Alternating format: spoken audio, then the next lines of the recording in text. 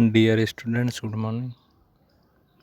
आज हम अध्ययन करेंगे अनुसूचित जातियों के बारे में और उनसे जुड़ी समस्याओं के बारे में। Problems of scheduled tribes. तो शुरू करते हैं। भारत एक विशाल देश है जिसमें अनेक विविधताएं हैं। यहाँ पे अनेक धर्म, मत, संप्रदाय, जाति, प्रजाति, जनजाति के लोग निवास करते हैं। यहाँ की संपूर्ण जनसंख्या में जनजातियों का परसेंट है 8.8। अधिकतर जनजातियाँ ऐसे भौगोलिक क्षेत्रों में रहती है जहाँ सभ्यता का प्रकाश नहीं पहुँचा। आज भी अनेक जनजातियाँ आदिम स्तर पर ही अपना जीवन निर्वाह कर रही है, जबकि दुनिया के अधिकांश देश प्रगति के पथ पर है। गोत्र का एक विस्तृत स्वरूप जनजाति है। जनजातियों को आदिम समाज, आदिवासी, वन्य जाति, गिरिजन एवं अनुसूचित जनजाति आदि नामों से पुकारा जाता है। Doctor GS. घुरियर ने इनको पिछड़े हिंदू कहा है, बैकवर्ड हिंदू। जनजाति की परिभाषा। तो जनजाति की परिभाषा में चार्ल्स विनिक के अनुसार अपन देखें तो एक जनजाति में क्षेत्र, भाषा, सांस्कृतिक समरूपता तथा एक सूत्र में बंधने वाला सामाजिक संगठन आता है। यह सामाजिक उपसमूह जैसे गोत्रों या गांवों को सम्मिलित कर सकता है। दूसरी परिभाषा डॉक्टर रिवर्स के अनुसार जनजाति एक ऐसा सरल प्रकार का सामाजिक समूह है जिसके सदस्य एक सामान्य भाषा का प्रयोग करते हैं तथा युद्ध आदि सामान्य उद्देश्यों के लिए सम्मिलित रूप से कार्य करते हैं।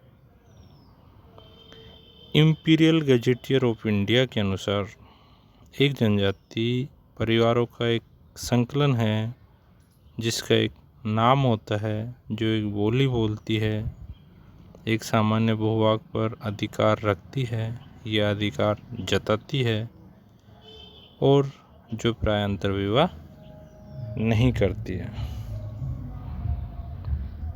उपर्युक्त परिभाषाओं से स्पष्ट है कि एक जनजाति एक ऐसा क्षेत्रीय मानव समूह है जिसकी एक सामान्य संस्कृति, भाषा, राजनीतिक संगठन एवं व्यवसाय होता है तथा जो सामान्यतः अंतर्विवाह के नियमों का पालन करता है। इसके बाद जनजातियों के लक्षण या विशेषताओं को जानते हैं। सबसे पहले इसके है सामान्य भूभाग, कॉमन टेरिटरी। एक जनजाति एक निश्चित भूभाग में निवास करती है। इसके परिणाम स्वरूप उसका उस भूभाग से लगाव एवं उसके सदस्यों में दृढ़ सामुदायिक भावना का विकास हो जाता है। सामान्य भूभाग में रहने के कारण ही उसमें सामान्य जीवन की अन्य विशेषताएं भी विकसित हो जाती है। दूसरी विशेषता है सामान्य भाषा, कॉमन लैंग्वेज। एक जनजाति के लोग अपने विचारों का आदान प्रदान करने के लिए एक सामान्य भाषा का प्रयोग करते हैं। भाषा के माध्यम से ही वे अपनी संस्कृति का हस्तांतरण एक पीढ़ी से दूसरी पीढ़ी को करती है, किंतु सभ्यता के संपर्क के कारण कई जनजातियाँ द्विभाषी हो गई है, यानी कि वो खुद की के अलावा दूसरे किसी समूह की भी भाषा बोलने लगती है, सीख जाती है। तीसरी विशेषता है विस्तृत आकार। एक जनजाति में कई परिवारों का संकलन होता है। इनमें कई वंश, समूह एवं गोत्र तथा भ्रातृदल होते हैं। यही कारण है कि इसकी सदस्य संख्या अन्य क्षेत्रीय समुदायों से अधिक होती है। अगला है अंतर्विवाह। एक जनजाति के सदस्य अपनी ही जनजाति में विवाह करते हैं, ये इनकी पहचान है इंडोगेमी की। अगली विशेषता है एक नाम। प्रत्येक जनजाति का कोई नाम अवश्य होता है जिसके द्वारा वह पहचानी जाती है। उसके सदस्य अपना परिचय जनजाति के नाम के आधार पर ही देते हैं। अगली विशेषता है सामान्य संस्कृति।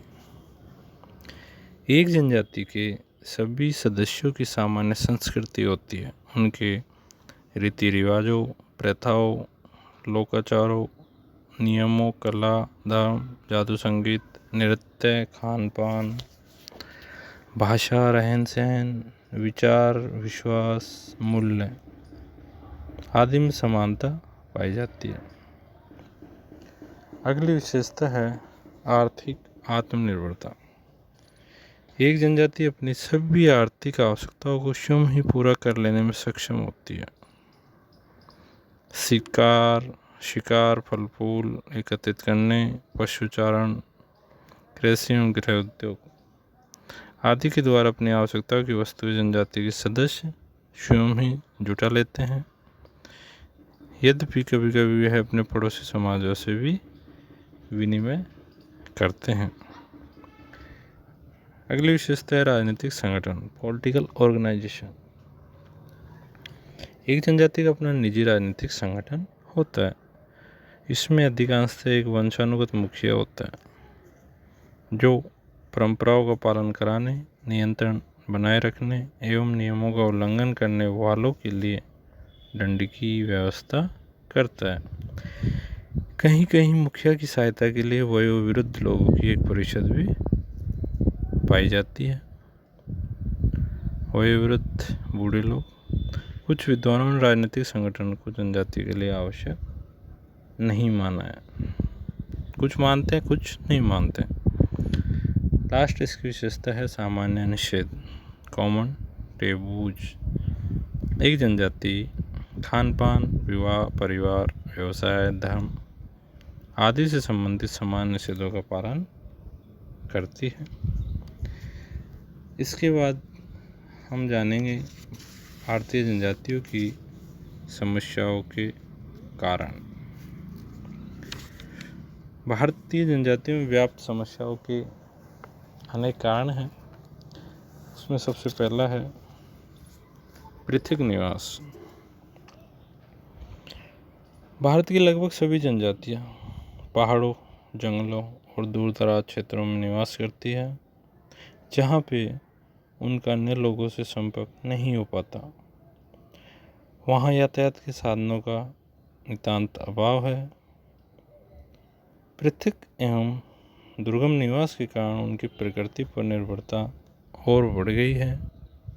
साथ ही जीवन यापन के साधनों को उन्हें स्वयं ही जुटाना पड़ा है।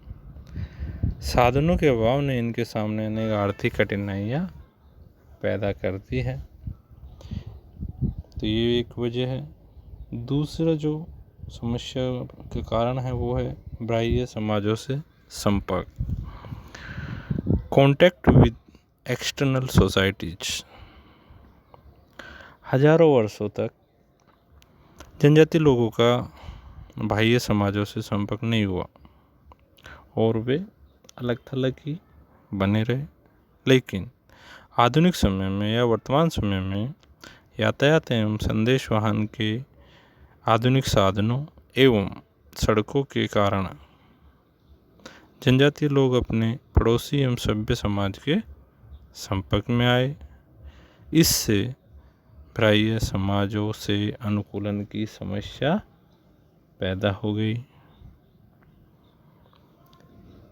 तीसरा जो है वो है नई प्रशासन व्यवस्था, यानी कि इसकी वजह से भी जनजातियों के सामने समस्या पैदा हुई है। तो देखते हैं नई प्रशासनिक व्यवस्था से क्या मतलब है। New administrative system. ब्रिटिश शासन से पहले सभी जनजातियां राजनीतिक दृष्टि से स्वतंत्र इकाइयाँ थी। वे अपनी भूमि एवं जंगलों की स्वामी थी तथा उनका मनमाना उपयोग करती थी।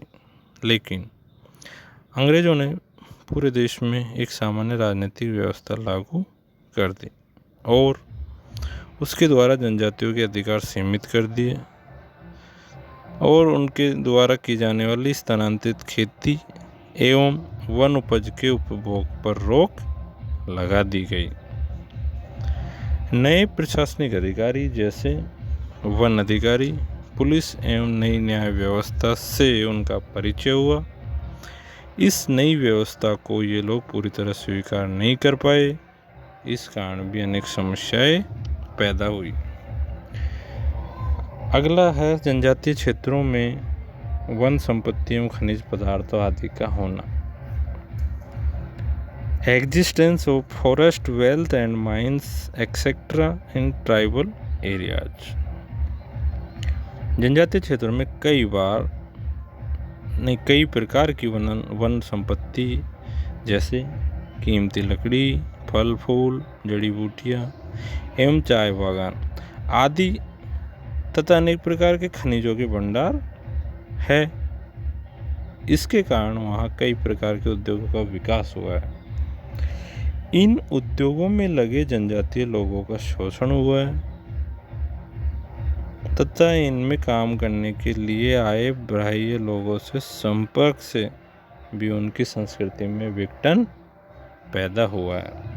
तो इस प्रकार उनके सामने इन खनिज पदार्थों और वन संपत्ति की वजह से समस्याएं पैदा हुई है। अगला है बाह्य लोगों द्वारा शोषण। जब जनजातीय क्षेत्रों में यातायात की सुविधा बढ़ी और वहां नई शासन व्यवस्था लागू की गई तो ये लोग व्यापारी, महाजन, ठेकेदारों, प्रशासकों, पुलिस अधिकारियों आदि के संपर्क में आए, जिन्होंने इनकी दयनीय आर्थिक दशा व अशिक्षा का लाभ उठाया और उनका शोषण किया। वे ऋणग्रस्त व भूमिहीन हो गए। कौन? जनजातीय लोग। तथा साथ ही गुप्तांगों की बीमारियों से भी ग्रसित हो गए। अगला बिंदु है ईसाई मिशनरियों द्वारा धर्म परिवर्तन। Conversion by Christian missionaries. अंग्रेजों के समय से ही ईसाई मिशनरियों ने आदिवासी क्षेत्रों में प्रवेश किया और उनके उत्थान एवं कल्याण के नाम पर उन्हें आर्थिक प्रलोभन देकर उनका धर्म परिवर्तन करके ईसाई बनाया तथा उनकी गरीबी एवं अज्ञानता का लाभ उठाया। फलस्वरूप धर्म परिवर्तन पर एवं पर संस्कृति ग्रहण से, यानी कि एक तो धर्म परिवर्तन और दूसरा पर संस्कृति ग्रहण यानी दूसरों की संस्कृति ग्रहण करने से उत्पन्न समस्याओं ने जन्म लिया। तो अब हम यहाँ विभिन्न कारणों से यही देखने को मिलता है कि जनजातियों के सामने अनेक समस्याएं पैदा हुई